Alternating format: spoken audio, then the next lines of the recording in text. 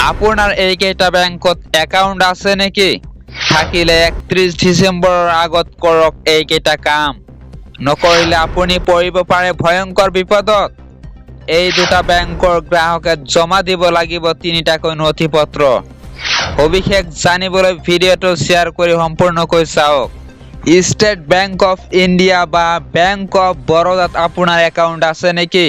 যদি এই বিশেষ অতিৰিক্ত সেৱাটো লৈ থাকে তেনেহ'লে নিশ্চিতভাৱে ৩১ ডিচেম্বৰৰ আগতে বেংকৰ শাখাত গৈ চহী কৰি লওক।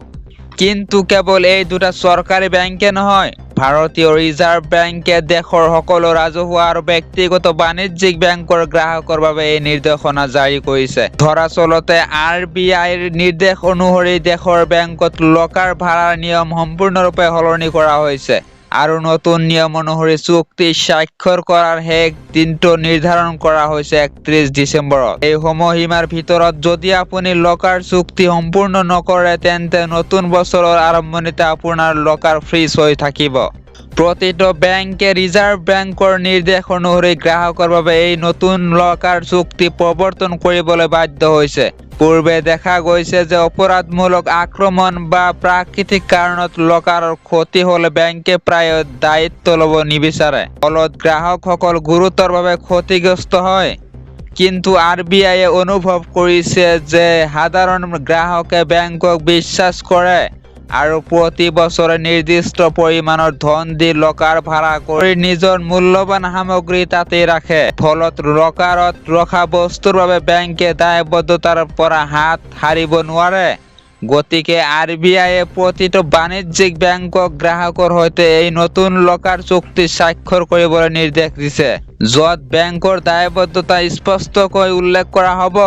নতুন চুক্তিত বেংকসমূহে লকাৰৰ ভাড়াত গ্ৰাহকৰ সৈতে পট্টা চুক্তিত স্বাক্ষৰ কৰিছে।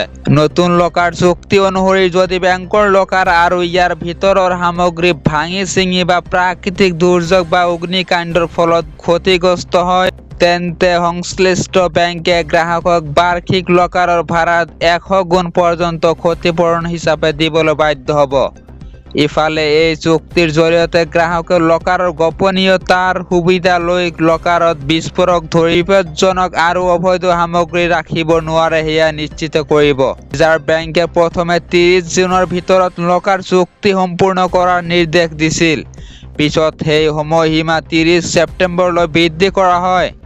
এইবাৰ ৩১ ডিচেম্বৰ শেষ দিন হিচাপে নিৰ্ধাৰণ কৰা হৈছে। সূত্ৰ অনুসৰি এই সময়সীমা বৃদ্ধি আৰু কৰা নহ'ব। ইয়াত প্ৰতিজন গ্ৰাহকে নিজাকৈ আধাৰ কাৰ্ড, পেন কাৰ্ড আৰু পাছপোৰ্ট আকাৰৰ ফটো লৈ বেংকৰ শাখালৈ গৈ লকাৰ চুক্তি নিষ্পত্তি কৰিব লাগিব। চুক্তিৰ বাবে ষ্টাম্প পেপাৰ বেংকে গ্ৰাহকক দিব।